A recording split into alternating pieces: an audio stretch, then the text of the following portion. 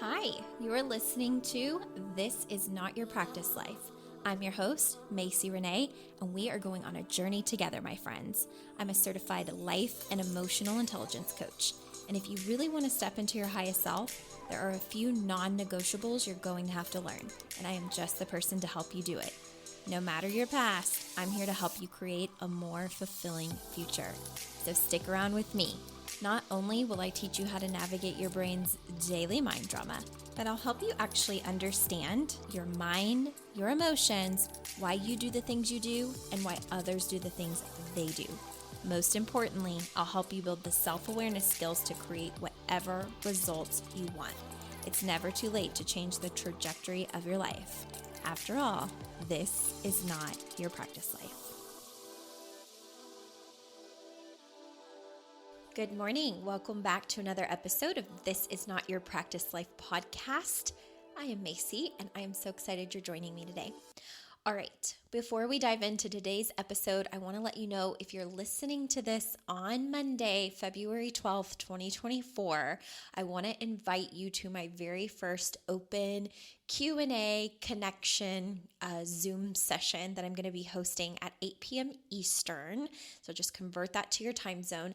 Everybody is welcome. So if you have listened to this podcast for a really long time, or maybe this is your first time and you're feeling brave, or you've, followed my work for a very long time, you've been in my world for years, but maybe you've never made yourself known or you've never introduced yourself, this is going to be what this Zoom is for. I really want to connect with my audience. I want to make myself available to answer any questions that have been lingering in your mind. There's really no wrong way to show up. I just want you to know that you are invited and to come in your most coziest clothes ever. Bring your favorite food or beverages and come hang out with me tonight at 8 p.m. Eastern, which is 7 p.m. Central, 6 p.m. Mountain Time, and 5 p.m. Pacific. So again, this is just going to be a fun little way for you and I to connect. I want to get to know you. I would love for you to get to know me. You can ask me any questions you want, whether it's about programs I have, or what is the benefit of coaching, or what's the difference between coaching versus therapy, or what's it like being an entrepreneur, or maybe you have ventures that you want to partake in and you have questions. I want to make myself available for the first time ever on Zoom to an audience that maybe I've never worked with, but even if I have worked with you, you're welcome to come. This is really going to be just like a hangout session for us to kind of collaborate and talk and ask questions and answer questions and all of the things. I really just want it to be a fun way to connect with my audience and people that maybe I've never connected with. I know I have a lot of podcast listeners, and I also know I've never met so many of you. Unless you all reach out on social media to say, hey, this episode impacted my life, or hey, I just wanted to say hi. That's the only time I ever get to quote unquote meet you guys, unless we work together. And so I would just love more of being able to put a name to a face and really feel like I know my audience. So I know that it may feel a little scary. It's a little scary for me because I've never offered it before. I have no idea if one person's going to show up, or 10 people are going to show up, or 50 people are going to show up, or if I'm going to be alone for the entire hour that I'm there. But I would love, love, love if you would just come and say hi, even if it's quick, even if you can't stay on that long. Just come introduce yourself. All right? Okay. So today's episode is also a topic that someone requested a couple weeks ago when I asked my Instagram audience, what do you want to hear on the podcast? Someone wrote in and said, when the struggle is real, how can you release your emotions? Okay, so when the struggle is real, how can you release your emotions? I'm going to keep this podcast episode as short and to the point as I can. And my answer may not be your favorite, but I'm going to walk you through this so hopefully you deeply understand something.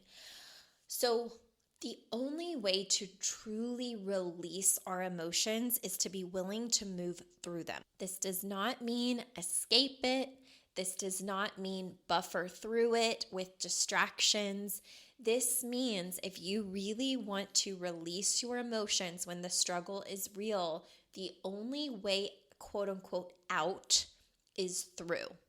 And what a lot of people tend to do, like us as humans, is we like to find the loophole or the way that we're going to feel the best, the fastest. So what people typically partake in is a means of buffering, aka something to distract them from what their stressors are in life, that overwhelm they feel, that anxiety that they feel, that, deep, dark place that we sometimes get to as humans because of our circumstances. And I really want to just reiterate that whenever I'm talking about anything anxiety or depression related on the podcast, I'm not so much referring to the people who have like a diagnosed, this is like a chemical imbalance, like where you absolutely have to have medication to like you balance out your levels. I really mean for the people that are struggling based on circumstantial things that they have not learned how to cope with in a healthy manner. I myself have battled anxiety and at times depression on very deep levels throughout my life. I started seeing a counselor when I was 6 years old, and that continued, all the way up until I was about 23. I saw counselors, psychologists, psychiatrists, like all the forms of therapists that you could see, whether it was in a school setting, in a college setting, or I was going just on my own. I did therapy for a very long time. And then I took about a year off and my life was still spiraling. I still felt like I didn't have a grip on everything that I was battling and struggling with. And for me, what I was always able to recognize was that a lot of my depression, my depressive episodes, a lot of my anxieties were circumstantial. Like every time I would open my mouth with the therapist, it was always based on something someone had done to me or what they had said or something that happened that felt very traumatic for me or something in my childhood. Like I could relate every single emotion in my body back to an event that created it. So for me, it was very circumstantial. And yes, like anxieties, traumas, all of that, like it chemically can change our brain. But what I mean is this is not started from necessarily a chemical imbalance. This came from like such and such happened at this age and I remember it and I became hyper vigilant because of it. Then XYZ happened and I became super overly responsible and independent. And then this and this happened and I became very fearful and less trusting. So like I could always relate my emotional well-being or not back to specific circumstances. And for 17 years, what my pattern was talking through these circumstances with the therapist, the counselors, the psychologists, the psychiatrists, whatever, talking it over and over and over again and just being like, I'm so mad, I'm so sad, I'm so defeated, I'm so lost, I'm so depressed, I'm so lonely, I'm so this, I'm so that. And what therapy did give me was always a place to express my emotions and to be validated for the things in my life that were traumatic, that were really hard. Like that is what therapy ultimately helped me walk away with is I'm not crazy, right? If people go through this is not okay. This is not normal behavior for people in my life. These things should not have ideally happened to me or, I shouldn't have been exposed to certain things as a young child, but I was, and here's what I'm left with. The thing that I couldn't get over in therapy was how do I stop being mad at the people who have created this? How do I stop blaming them for how I feel every single day?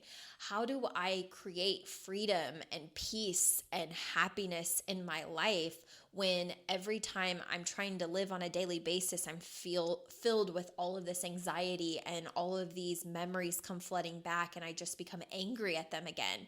And ultimately, how do I move on when the people who caused it take no responsibility and are not changing? And in fact, they're not changing so much. Like if you bring it up to them, they gaslight you in this kind of narcissistic manner that everything was fine and normal and that you actually had a perfectly great childhood experience.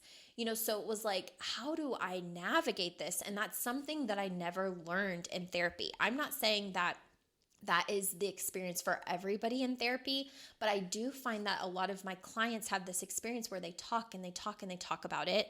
I explain it as like, I'm on a hamster wheel. I'm talking about it. I'm talking about it. And I felt really good every single week when I would leave that office having expelled everything and be like, oh, okay, I'm good for the next few days. But within a couple days, life circumstances would creep in. These people that caused, quote unquote, all the trauma would, come back into my world in some way because, they're family, they're close people to me. And I would just fall apart all over again. All the anxiousness would come back. All of the depression would come back. All of the things that I had tried to work through in therapy, it was like it came back. So I say all of this because I thought just talking about the things that had happened and recalling it and having a safe place to say it all was releasing my emotions. I thought that after 17 years of therapy, that should have been the end of it, like feeling better. So after 17 years, when I didn't feel better, going to session after session after session, I really believed like something's wrong with me. I'm going to be stuck like this forever. And I can't imagine continuing to live this way with this much harbored anxiety and anger and frustration and sadness and defeat and fear and all of this stuff. So I took a year off of therapy, and throughout that year, it was a struggle, but I managed as best as I can. I was in the gym. I was doing, the best that I could for myself. And then a mutual friend introduced me to a life coach, and I had never ever heard of a life coach. I was like, what in the hell is a life coach? Like, what do they do? I had no idea what they did.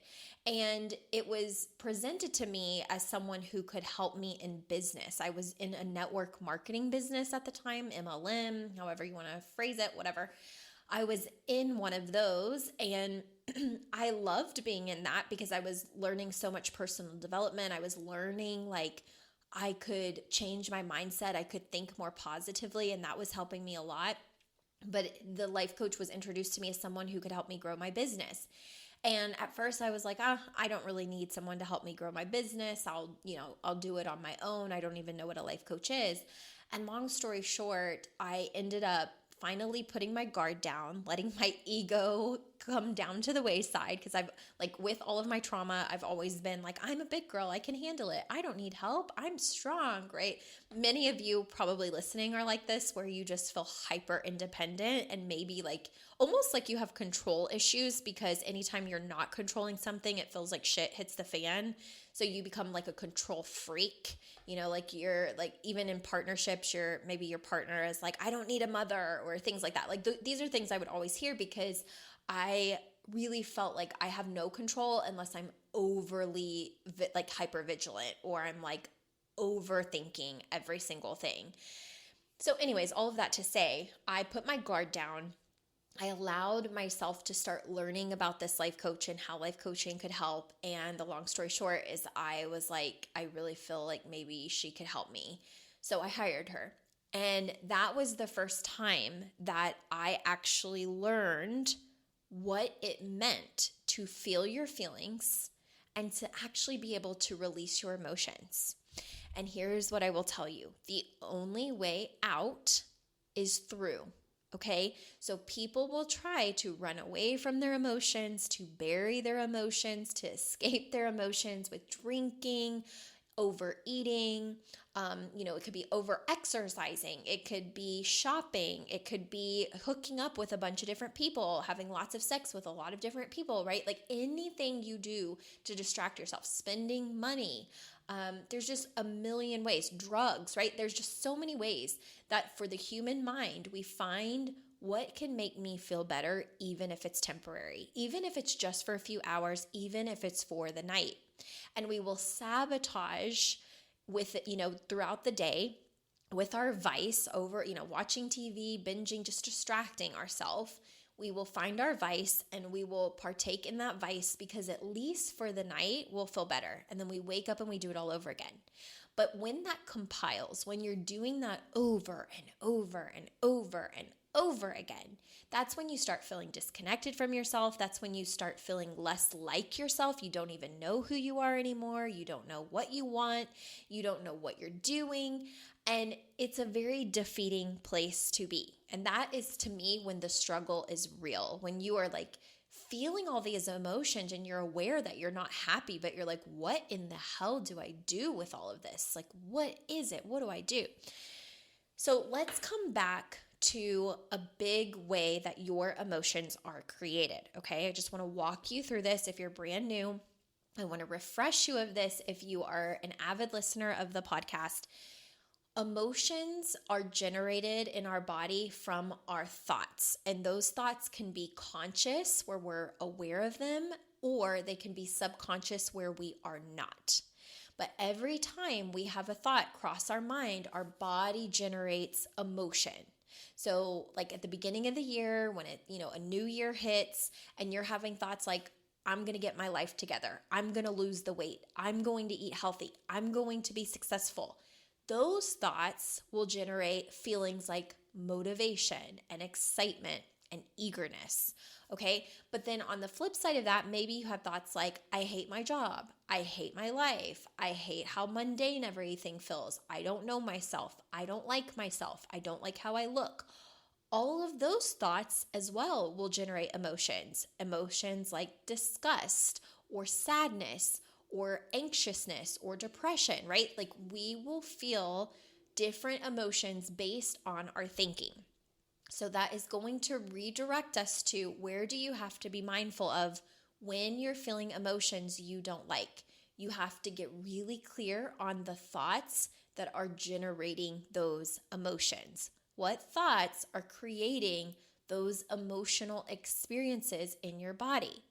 If you have a circumstance where you have maybe a tumultuous relationship with your parents and you just can't get along with them, and you start having thoughts like they don't like me as much as my brother, or they don't like me as much as my sister, or I'm the black sheep of the family, or we're never going to have a close relationship, like if those are circulating in your mind, those thoughts subconsciously, like you're not super aware of them, or consciously, you're very aware of them. Either way, you're going to have emotions in your body. Now, here's the thing. Our circumstances are always neutral, okay? The only thing that gives our circumstances meaning is the way we interpret that circumstance. So you can have 1,000 people who have the exact same circumstance, but have different thoughts about it. So for instance, let's say you talk to 1,000 people who are without a home. They're homeless, right? Or they're living on the streets. There are going to be some of those people who are like, it's great. I love it. I feel independent and free. I don't have anything tying me down. I don't have as many worries about like stress or money. Like I've listened to interviews about this, okay? And then there are the people that are like, I just want to get back into a house. I just want to have a car. I want to be able to work again. I want to be able to take care of my family. This is the worst thing ever. But my point in saying that is that situation, that circumstance is neutral. And the only thing that happens is each person has thoughts about that circumstance. The people that are thinking it's great and it's not a big deal and it's not a problem and they really have no desire to like work harder or, go do anything else, they're going to have different emotions driving their body, like being in their body. Okay? For the people who hate it and they're not happy, they're going to have different emotions circulating through their body. And here's what happens with our emotions that are circulating in our body. From the emotions we feel, we take action on, or we have inaction. We don't act at all. So for instance, if I am feeling anxious or depressed, I might not take any action. Okay? But if I'm feeling excited and happy, I might go take some actions, right? So what we actually do is based on what we're feeling and what's circulating in our body. And then from there, we create the life we're experiencing. Okay? So what's important to think about is whatever emotions you're having in your body, whether you're very aware of them or not, those emotions are driving everything you do, how you show up, how you communicate, how you behave, how you treat other people, what you do on a daily basis, what you don't do on a daily basis. And all of those actions or inactions that you take based on how you feel are creating the life you're living. So I say this with love. Deeply reflect on your life right now. Do you like what you're experiencing? Do you like what you're living? Do you like what you're seeing? Are you happy with all of the relationships in your life? Your romantic relationships, your friendships, your family. Do you have friends? Do you have family? Do you have people that support you? Your coworkers. When it comes to money, are you happy with your finances? Are you happy with the money that you're making? When it comes to your career, are you happy in your career or are you miserable in your career? Have you stayed at a career you hate for 15 or 20 years? Have you moved on from career to career to career? Are you full of joy? When it comes to your mental and emotional health on a daily basis, how do you feel about your mental and emotional health? Do you feel really good about it? Do you feel like you've got it kind of handled and under control? Or do you feel like you're spiraling and you don't know yourself and you don't know what you want and you see all of these things that have to obviously be possible because people are showing it to you like as a role model, but you don't even know the first step and how you're going to get yourself there because you just feel miserable. Okay, how is your self-care? Are you taking care of yourself? I'm going through all of these aspects because all of these aspects are pieces of our life, right? Your partners, your relationship with your family, your kids, your besties, or just mutual friends that maybe you have. All of it is going to be impacted based on what you're thinking, which then generates your feelings, which then drives what you do and gives you the life you're living. So if any of those categories don't feel good in your life, here is the hard truth. You're creating it. You're the creator of your life. It's not the circumstances that are creating your life. It's what you think about your circumstances. It's the emotions you feel alongside your thoughts. It's what you do based on how you're feeling, and then you get a clear picture based on what you're experiencing and living on a day-to-day basis. So, how do you release your emotions? You have to be willing to sit with them and feel them. What your brain is going to want to do is it's going to want to buffer. It's going to want to distract you. Like, for instance, I will tell my clients, I'm like, sit with yourself, literally. Have no cigarettes, no drinks, not even alcoholic drinks, no drinks, nothing that you can distract yourself with. No TV on. I want you to put your phone way out of sight because buffering on our phone is the easiest thing ever with all this social media these days. We can do everything on our phone. Put everything away. Sit in a quiet room or lay there for 20 minutes with yourself and see what happens. My clients will go absolutely through an emotional roller coaster of just feeling like they've gone insane because sitting with ourselves invites a bunch of emotions to arise. And when you allow those emotions to arise, your body becomes uncomfortable because it's when it's not a happy emotion or a joyful emotion, it starts to feel like something's wrong. Something's gone wrong. And then your brain starts to offer you all of the things that are causing you to feel that way. Right? So you might have thoughts that are creating shame. You might have thoughts that are creating anger. You have thoughts that are creating sadness, despair, loneliness, isolation, judgment. And the body doesn't like any of that. So what your body tries to do is say, let's get up and start cleaning.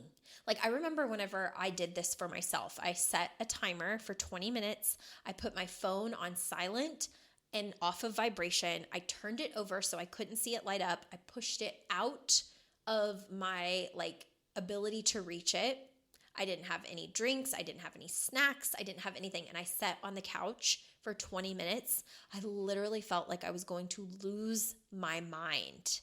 I also went through the biggest emotional roller coaster of my life. I went from like feeling the conscious thoughts of like, we should make lunch, we should think about what we want to make tomorrow for dinner, we should paint that spot on the wall. That spot on the wall is, chipped. We should go paint it right now. Like, those were the conscious things that my brain offered the first 5 or so minutes of sitting there. It was like, ooh, you see that dust? We should get up and go dust that off. From there, I started like accessing the subconscious thoughts, the things that I had buried, the things that I had shoved in what I call my metaphorical locker. All of that started coming up when I wasn't distracting myself from anything. And it felt like trash. It felt like garbage. I was being flooded with memories from childhood that made me angry, with people who made me sad.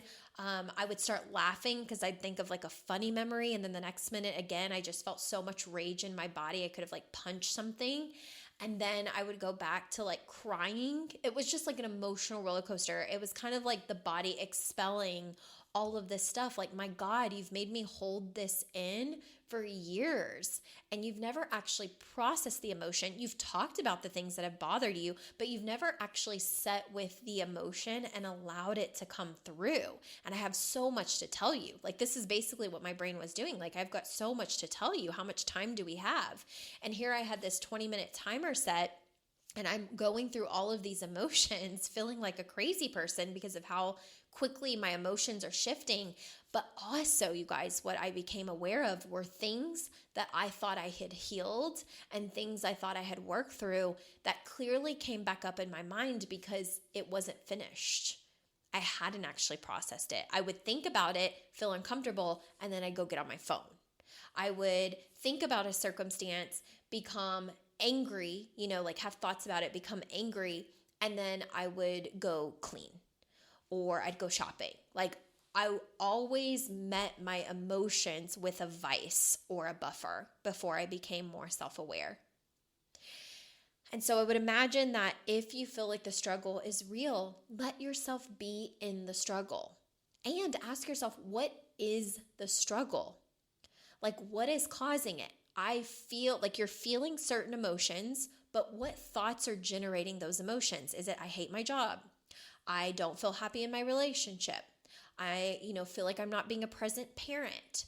I don't like my relationship with my parents. I want to make more friends. I want friends that understand self-growth. I want to change my career. I want to make more money. I want to start something for myself that I love. I want to feel passionate in my life, and I don't. Something is always creating our emotion, and it's the thoughts that we're generating. And sometimes those thoughts that we're generating that are making us feel like crap are not even true. Sometimes those thoughts are there to help us pivot. Sometimes those thoughts are there to show us where our brain is lying to us. Sometimes those thoughts are there simply because it feels the best for protecting us and keeping things the same and keep us in our comfort zone. There are a million reasons why. And that's why having a coach is so valuable, because sometimes our thoughts serve us for the good, and sometimes our thoughts do not serve us at all. And when we're the ones swimming in all of the mud and the ick, it's very hard to climb ourselves out of it alone. But that's what we like to do as humans. We feel like, I need to get out of this mud on my own. I don't want anybody else to see my mud. I don't want anybody else to be all up in my business, right?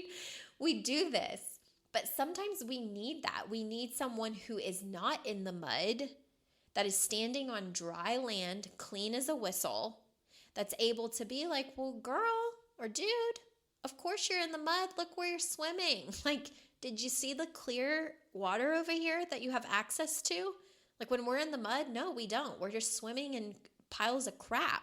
We don't even realize sometimes we're right next to a very clean, healthy body of water, because when we're in the muck, we're just in it. Sometimes we need that additional help. That's what I do as a coach. So if that's ever something that you feel like you need, schedule a free consult. It's free. It's 60 minutes. It's you and me. We're going to talk about all the categories of your life. We're going to get really clear on where you're at in your life and why you're there, what's going on. And then we'll talk about solutions. How can I help you?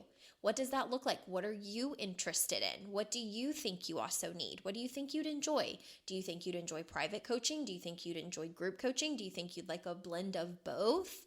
Because I have something for all of those things. And just based on the things that we talk about, I'll also be very honest about where I think you would best benefit and really grow in your skill to get yourself to a place where then you can decide whatever it is that you want. Okay? So if I can help you in any way, reach out anytime and let me know. And again, come join me tonight. If you're listening to this on Monday, February 12th, come join me tonight, 8 p.m. Eastern, 7 p.m. Central, 6 p.m. Mountain Time, 5 p.m. Pacific. Set your alarm. I will put a link in the show notes so that way you know exactly where to click. If you're not on my email list or you're not on my social media, you'll just click the link in the show notes that says the Zoom and come join me. Introduce yourself. Say hi. There's nothing to be afraid of. This is really lax. Come cozy. Come in your jammies. Bring your favorite beverage, whether that's hot cocoa or a matcha latte or a glass of wine. Bring your favorite snack, something left over maybe from the Super Bowl, whatever it is.